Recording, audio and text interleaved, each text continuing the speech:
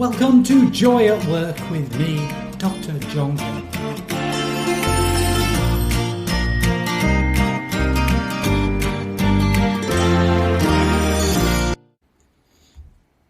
Hey there, this is John Kay and welcome to the Leadership Advantage podcast. And I'm continuing on Joy at Work and asking the question, are you surviving or succeeding?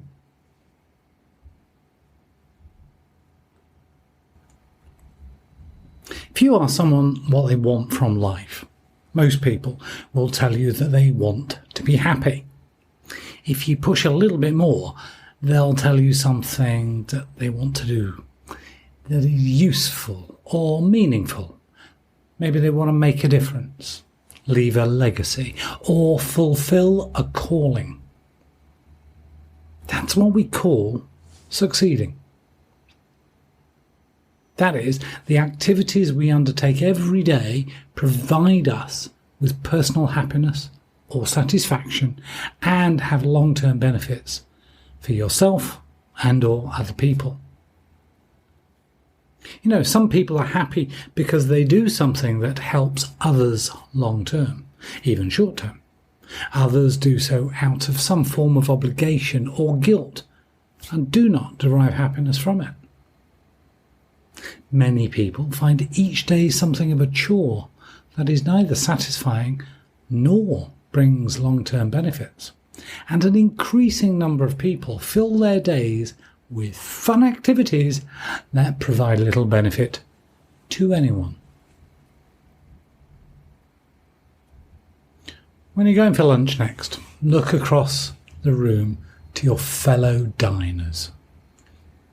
It's highly likely that the next table are all staring at their phones.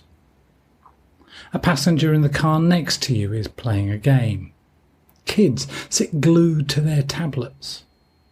We carry devices around with us that link us instantly to a world of entertainment and distraction.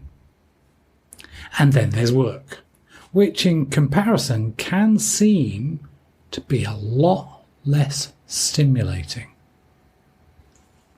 You gotta do what you gotta do.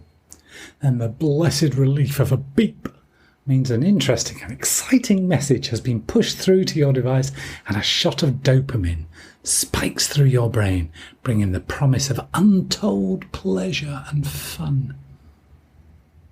You open your inbox and see message after message demanding attention, but you want to ignore because they're not the fun type of message. In fact, they cause a jolt of cortisol to flush through your brain and a little norepinephrine that triggers your fight or flight travel centre in your brain to divert energy from your stomach to your arms and legs. Every day you are faced with choices about what to do when. And it's tempting to take the short-term happiness generators, or maybe you're the sort of person who buckles down and does the most unpleasant task, first saving the fun for later. It's going to help you know what you spend your time on now and evaluate it using the chart that you can find on the show notes. This chart has 2 dimensions and 5 different modes of behaviour that we use to characterise our relationship to any activity. You simply ask 2 questions about an activity that you undertake. Question 1, does this activity make me happy or provide a degree of short-term satisfaction?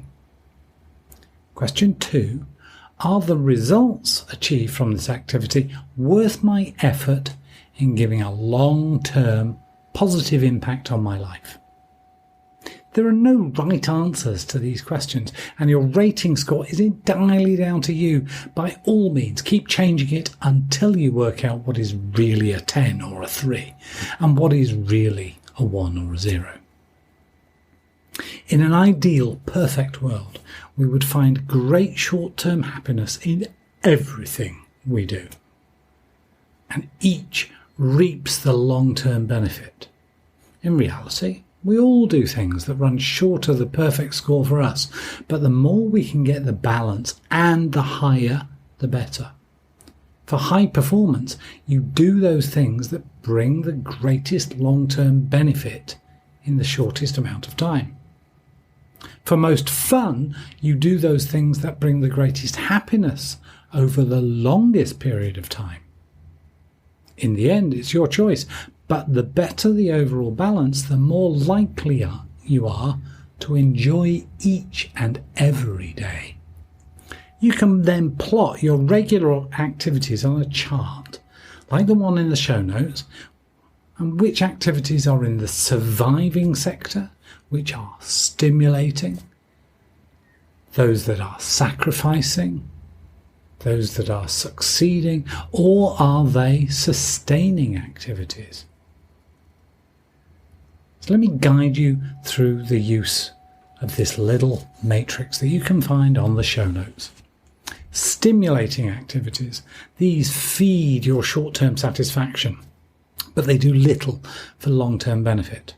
So watching an amusing YouTube video, most television programming, an alcoholic drink or three, smoking a cigarette or taking drugs may provide a quick high, but long-term could even be harmful.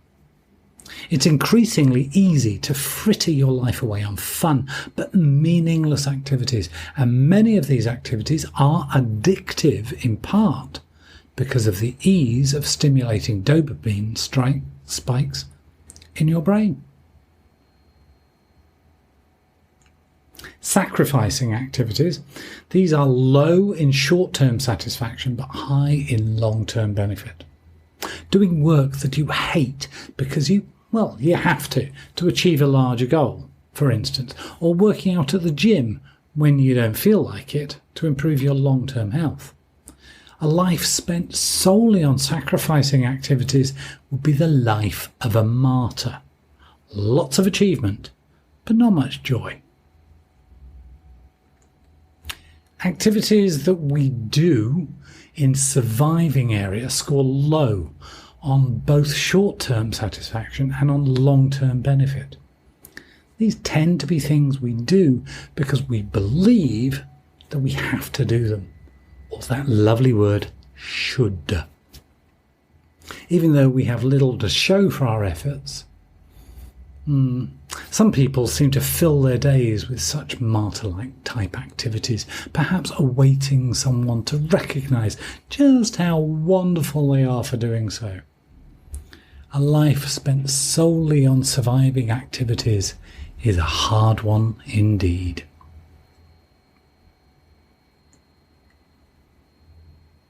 In the middle of them all, sustaining activities. These produce moderate amounts of short-term satisfaction and they lead to moderate long-term benefits. Typically for many, the daily answering of emails is a sustaining activity. It's occasionally interesting, rarely thrilling, and usually produces moderate, long-term but hardly life-changing benefit. Many of our day-to-day routines of shopping, cooking and cleaning may be viewed as sustaining. A life spent solely on sustaining activities would be, okay, I guess.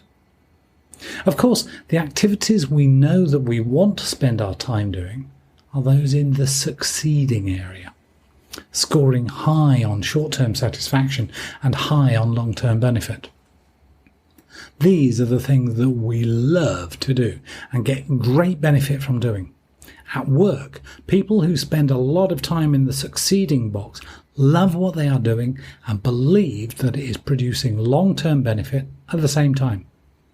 At home, a parent may be spending hours with a child, time that the parent greatly enjoys, while valuing the long-term benefit that will come to the child. A life spent in succeeding is a life that is filled with both joy and accomplishment. So I'd like to empower you now. Consider your current job, or whatever you're doing now, and take a typical day, or a week if you change what you do pretty well each day, and record what you do, for how long, and what score out of 10 that you give that activity against the two questions. Does this activity make me happy or provide a degree of short-term satisfaction? Your 10-point scale goes from, for example, this makes me miserable, to I love doing this. Question 2. Are the results achieved from this activity worth my effort in giving a long-term positive impact on my life? Your scale here goes from no benefit whatsoever for my effort to this matters so much and is really important to my future.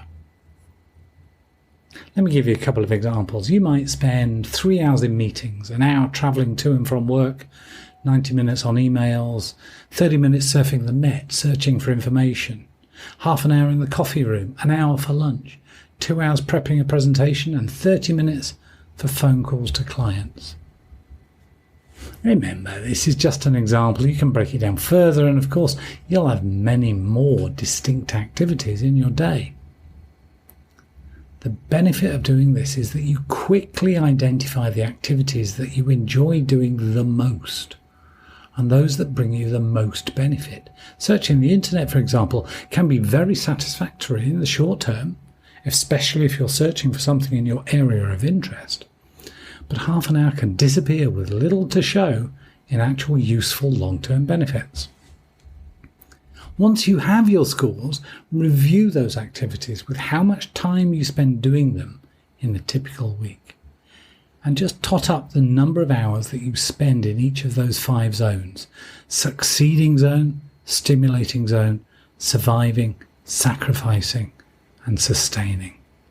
And take some time and then answer this one last question.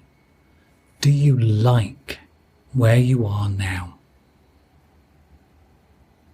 Be greatly blessed. Hit reply. Ask me any questions you like about this. It's something that we've used in our Joy at Work program. And if you'd like to learn more about that, again, just hit reply and ask. Bye for now.